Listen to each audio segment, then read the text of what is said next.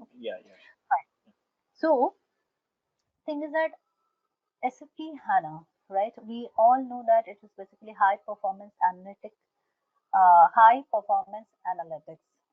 Okay, so the moment we are talking about, we are actually over here in this forum or in in this course, the reason being that basically we would like to know about SAP HANA, which is basically high performance analytic application, okay, which is a tool, okay, and it is basically where what happens, the database and the application server in generally are integrated together, okay. So in generally what happened, because more or less all of you are from the ACP basis background. So as you know that basically the database installation in generally happen separately, and then it gets connected to the application server. Say for example, SAP BW. I don't know how many of you actually have got have got experience of SAP BW installations or maybe SAP ECC. So what happened, as we know that if any of you has got the experience of SAP BW, which is basically considered as an application server, and the database is maybe underlying database is something else. So you are installing a application servers on top of a Oracle or an SQL server. In generally, it is Oracle. So here, the difference is basically that it is an integrated solutions where basically the DB and the application server is basically got installed together as a package. Okay, so that is one of the advantage.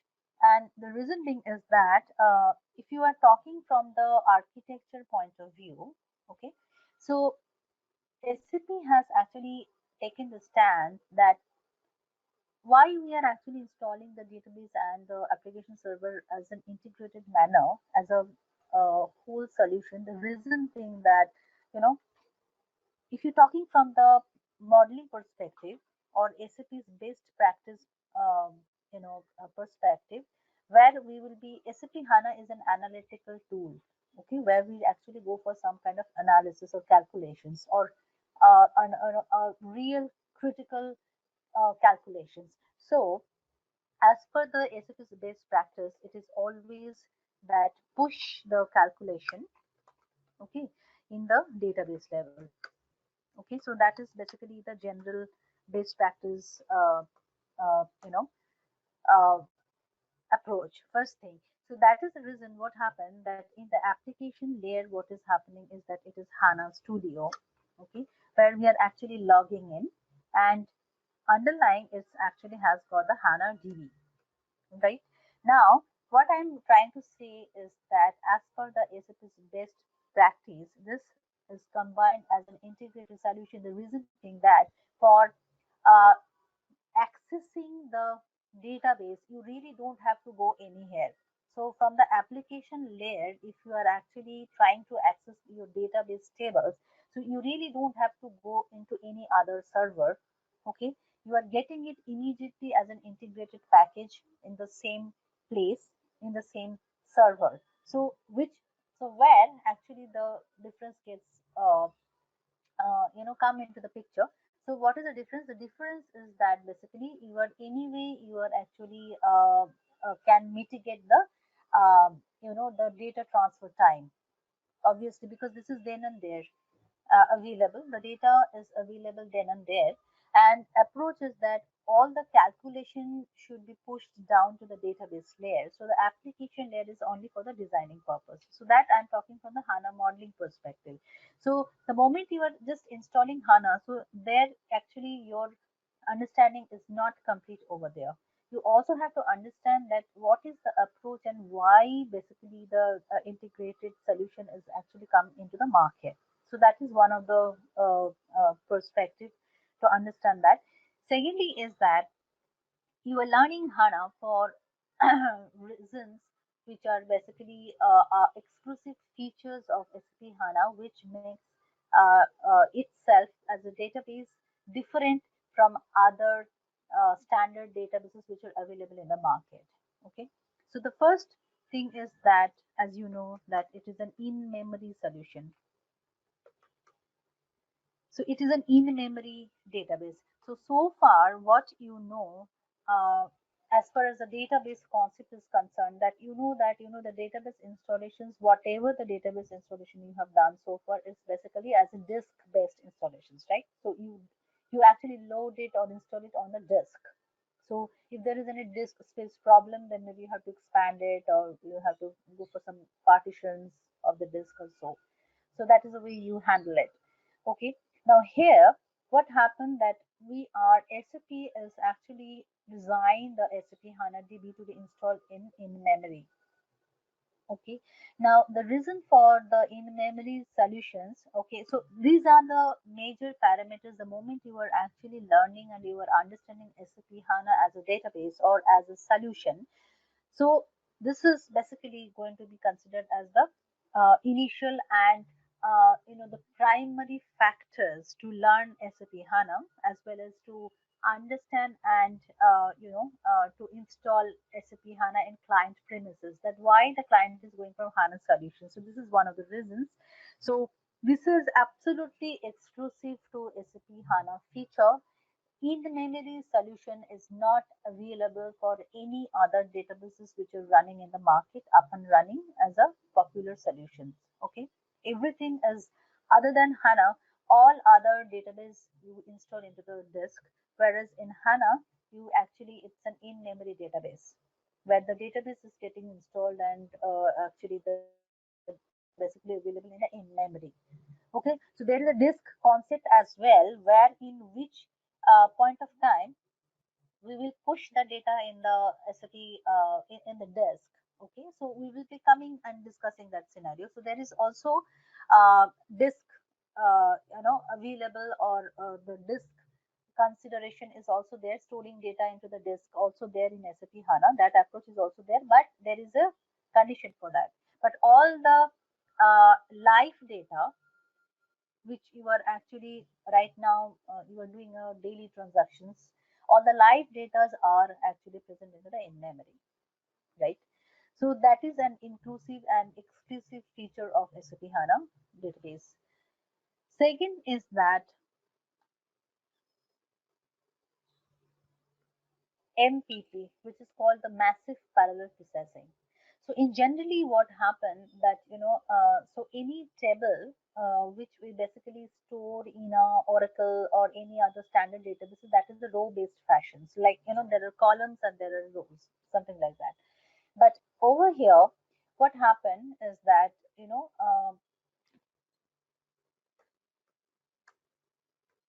okay.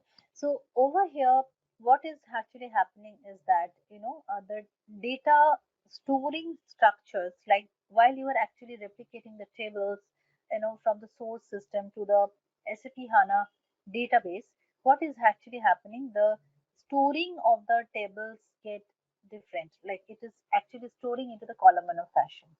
Okay, you may not have to go for a digging down of the analysis of the how the columnar fashion table gets stored, but this is generally you should know it definitely as a administrative person, that why and how HANA functions. Okay, massive parallel processing is basically what happened in case of any other databases. Um, while the read operations happens on the table, it is in generally sequential read. Okay, but in case of a SP HANA, what happens that under the CPU, so if I consider a hardware of any computer, say for example, what it is happening is that, say for example, this is a CPU. Um,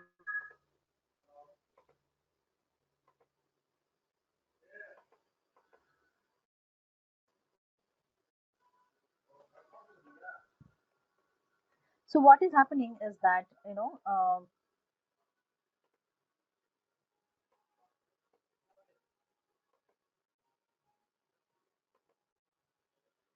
any central processing unit, as if you understand the hardware of any computer, so any central processing unit is basically consisting of multiple cores. I think you have all aware of this core processing, right? Core is nothing but it is basically while a program is basically coming to a CPU, central processing unit, which is responsible for the processing of the data, right? So that point of time, what is happening is that under the CPU there are multiple CPUs are present, which is called core. So these are actually the the unit single smallest unit of the a central processing unit. So if a program is basically getting executed, at that point of time what happens that your main program, complex programs, get segregated into different smaller program, and each core under the CPU is responsible for execution of that particular program, piece of program. So which is basically what happened that it is multiple parallel processing is happening in this case, because each core is getting engaged for processing of a simple programs, which is a part of a complex program. And the results, the way it actually gets stored is that all the results are getting accumulated. So even though the programs, original complex programs, get segregated, and it has become with the smaller units of programs, and each core is responsible for multiple processing of their own piece of program. But while the results will come and give it to the user, what happens is that if so all the core results are getting into one place, and then the result is basically visible to the user. Okay. Another very important point which you need to consider, that is basically the data migration technique. Okay. So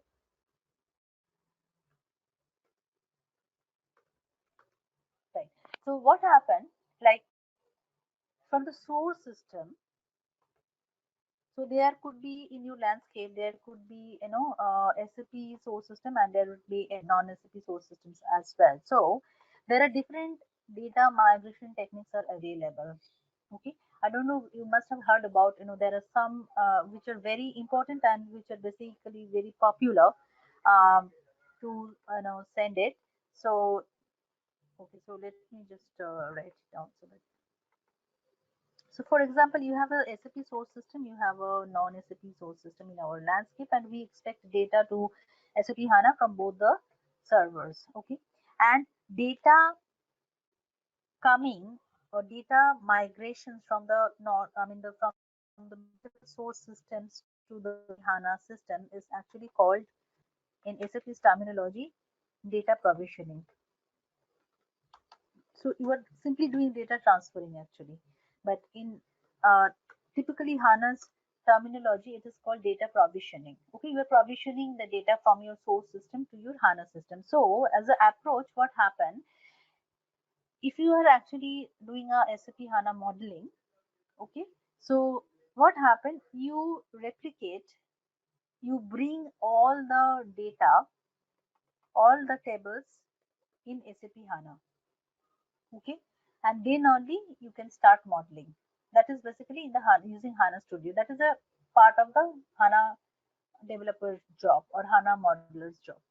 Now, the transfer of the data, okay, happens in different way. So once I'm saying the transfer of the data, so what I mean is that in SAP HANA's terminology, I just mentioned that is called data provisioning. So if somebody is asking you that what is the data provisioning method you have used for this migrating the data, so you should say that it is a actually we're talking about the data transfer from the source system to the HANA system. Okay, now this is that, so there are multiple process of doing that. Now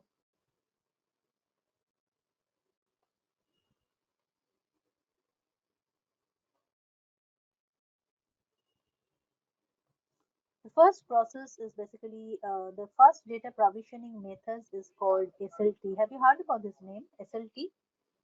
SAP Landscape Yes, Transformation? yes, You yes, have yes, heard of it. Okay, this yes. is basically one of the very popular methods and one of the most trusted method of transferring the data. Okay, from the source system to the SAP HANA target system, which is a SAP HANA as a target system, which is basically on my right hand side.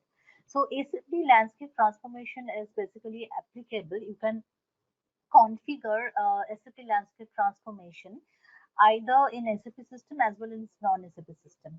And the base part of SLT is the base part of uh, kind of data provisioning method is basically that using SLT, you are actually can transfer real time data.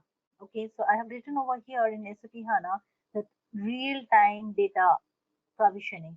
So real time data provisioning, which means that as and when the user is actually posting data into SAP source system or non-SAP source system, what happened immediately that data is available into the target system. But if you consider SAP BW, for example, I don't know that whether you have got the backgrounds of SAP BW installation.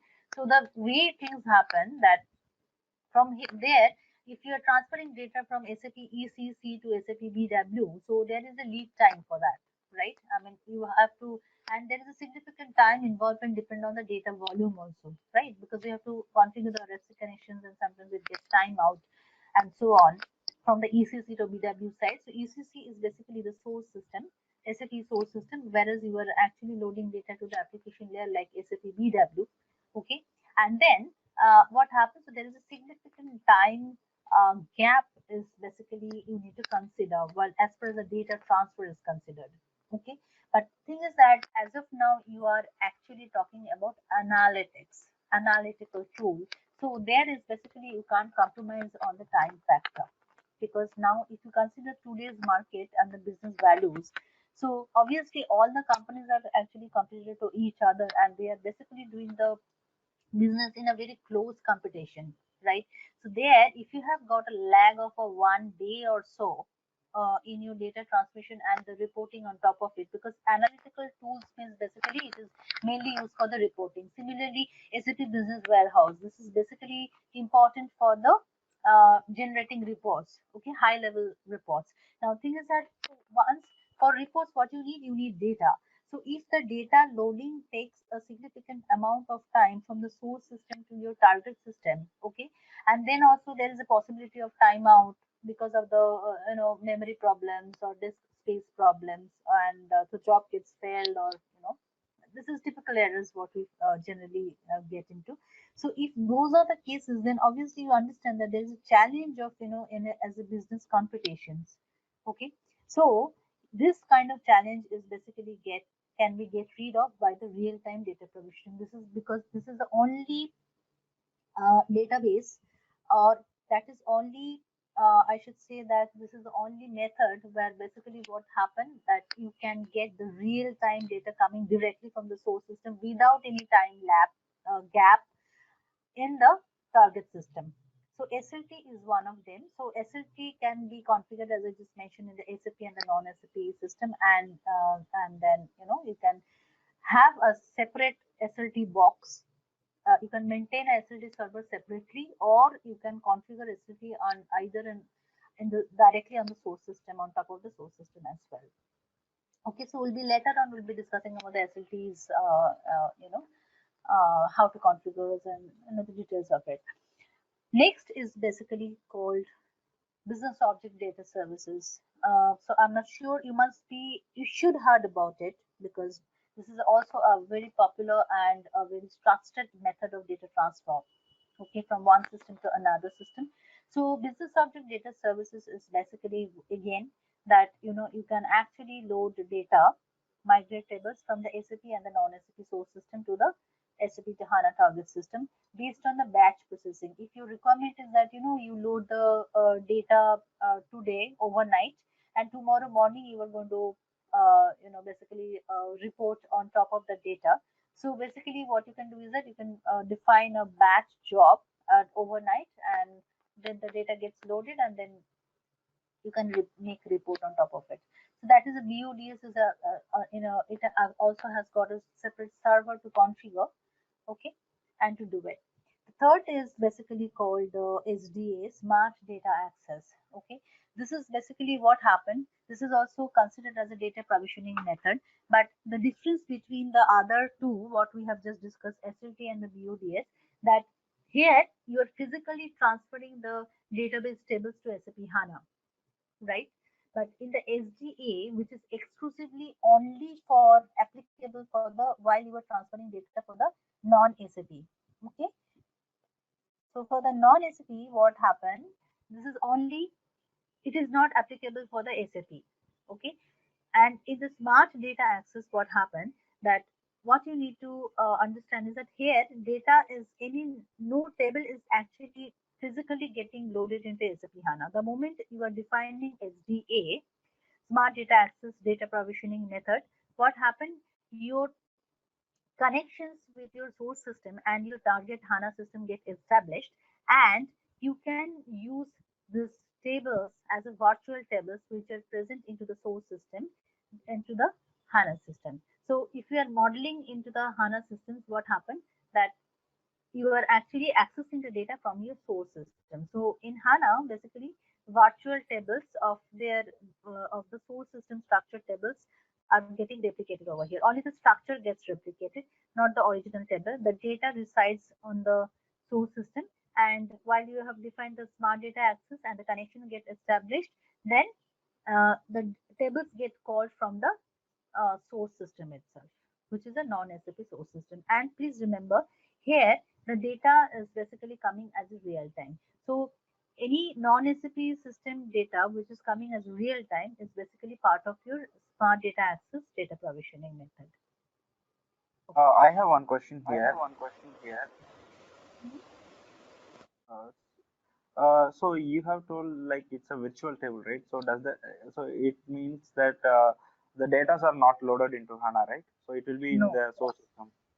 correct. So in case, so does that mean like it has only edit access or sorry read access or we can edit It has also the table? exclusively only reduction. This is a very good question.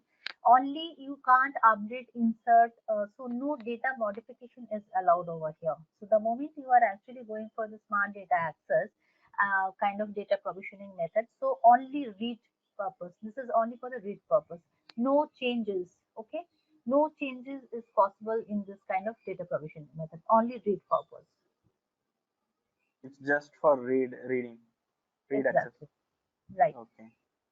So no Okay. insert, update, and deletion is possible in case of if you are actually using this particular data provisioning method. Okay. Okay. Right. Okay. So in generally as a part of I have just listed down the the kind of assignments what we're going to discuss, and what actually I have got the the handouts. Like the first one is the configured password policy and create users in SAP HANA. So please understand one thing, that if you log into, have you ever logged into SAP HANA, all of you, Monica, Nishit, and Naveen? I think as you said that some of you Yeah. have got, you have logged in, right? Yeah, we have Nishit, worked on it. Yeah. correct. So you also have got a look and feel how the HANA Studio look like, right? So there is a catalog and content folder in generally is there the moment you have actually logging through the HANA Studio, which is an application layer. Yeah. Yeah. Is it Yeah. We all have remember? worked on studio. Yeah. Correct. And then you have got multiple perspectives like administration perspective, you have modeler perspective, developer perspective. So there are different perspectives in different windows where basically it will open up as per your requirement that, so this is an Eclipse based solution, which means that using a single sign on, what you are doing is that using different perspective, which is nothing but a window, you are actually shuffling between different windows, which are basically giving you the enabling you the options of either doing some administrative task or doing the development or the modeling structures or the transport process, all and so on. So there are multiple perspectives or windows available in order to go from here and there, just to start based, just to configure or just to perform your task based on your requirement. Okay, because you can do multiple uh, kind of task or multiple kind of activity using just a single login to the SAP HANA Studio. Okay, so this is a very important point to remember. So there is a SAP HANA administrative task. So administration perspective, where basically it is if you go click on it, it will be actually all the task what basically you are supposed to do and supposed to be related with your admin perspective. Okay, so that you can perform under that particular window. Okay, Similarly, if you click on SAP HANA Modeler, so this is mainly basically for the HANA developer. Like, if you would like to do some kind of development work in the, on the tables, so they are going to use the modular perspective. So clearly, it is very, very clear about the objectives that what you are going to do if you're logging to the HANA Studio, exactly what you are, going to do over there. So your activity is basically been measured and been very specific. Okay, so it is very methodical in that way. Now, thing is that in HANA, you have seen that on the left hand side, you have got catalog and content folder. If you just log into the SAP HANA Studio, so there is basically on the after the server details, it has got the catalog and content folder. So the catalog is basically nothing but it is consisting of all the system tables. It is consisting of all the migrated tables which are coming from the source systems, what you have actually part of your data provisioning methods, what you have done, and physically getting stored over here. Not only that, it also has got different system schema. What is schema? Schema is basically same as like folders only, where basically you are listing down your um, tables or system tables. Okay, so there can be custom schemas also, like you can create your own schema or kind of package what you or sorry folder you can say, where basically you are listing down your custom tables, like which you are taking from the which you are bringing in SAP HANA from source system.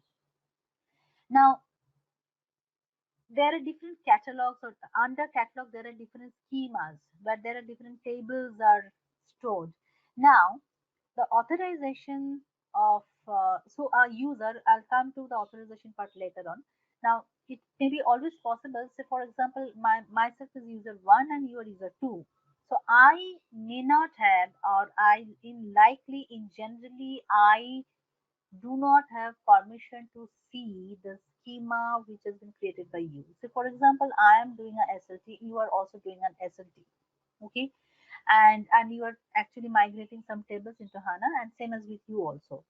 So in generally by practice, unless and until it is required, in generally the schema, individual schema is in generally we do not have access for each other's schema. Individual schema like my schema may not have, you may not have as a user to have the access of seeing my schema, that what are the tables, all the tables which I have migrated from the source system, okay, can be accessed by you or not. So in generally, it is not unless and until I give you the authorization. Similarly, for your case also, as a user too, you have actually done some of the table migration, and then there also I can maybe just see that there are some tables got migrated, but after that I don't have any permission to see the inside of it. Okay, unless and until it has been defined and it has been told by the administrative team or the development team to the admin person. So the in HANA, what happened? The authorization is basically getting checked even from the very micro level or object level. So object level of privileges or the authorization is possible over here. Whereas if you, some of you, if anybody of you has worked on the SAP BW, which is a business warehouse solution server, you can see that object level of security authorization is not possible over there. Okay, you can may have a very high level kind of authorization which you need to define on the either user level or a report level. But have any of you have worked on the BW installation of BW or so? No, we haven't worked on installation, but we do have BW system with HANA. So we used to do this SLT replica, work on this replication and stuff. But we didn't do like the installation stuff. Okay, fine. Right. Now, there is an auditing in SAP HANA. So, as you know, that as a part of your database, health checkup, auditing is basically necessary on time to time basis, because you need to see that what is the probability of your RAM I mean the and how frequently the RAM get occupied, or say like if the table partitions needs to be maintained, or what is the database cutoff, uh, you know um, database capacity cutoff, lead time, and so on. So this is part of the auditing in SAP HANA, which comes under the SAP administrative task. And I just mentioned about the smart data access, that how to configure and how to access that of your non-SAP source systems, and then bringing the virtual table connections or structure in SAP HANA. Next is privileges in HANA. As I just told you that you can actually have the object level privileges in SAP HANA. So you can basically restrict in the development level that, say for example, I have created an object in the system, and you also have got created an object in the system. So I won't be having any permission to see your object unless and until the permission has been given to me. So in HANA, the privileges is basically there are different multiple types of privileges been possible, starting from object level privilege, analytical privilege, system privilege, and so on. And there is some SQL privilege also, like you can code for the privilege as well. Okay, so all these are part of the privileges. SAP HANA architecture, which is a very important point, because you always the part of installation is actually just not a just a a process of just clicking the buttons and going for the installation. You need to understand the basic architecture, the how the data gets stored into the database, where what are the other server processors are basically working and active, and basically what you need to see that that what are the places you need to see for the system statistics performance, or maybe the for the naming servers, where basically you get to know that what are the processes are involved in that point of time while the database is getting, where some job is getting executed also. So, and also the main state storage of the database, where exactly it is all the data are residing. So that is an important aspect to see that. So there is no such hands-on on that. It is just for the understanding purpose, but it is very important.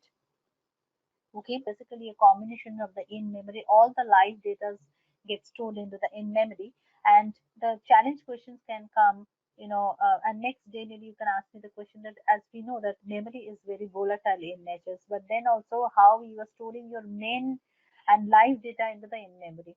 So that is basically the topic. So there are some kind of threshold value, and there's some kind of logging log tables, where basically all the the cutoff points and cutoff time, the parameters get pointed out. So that is part of the backup strategy and the methodology.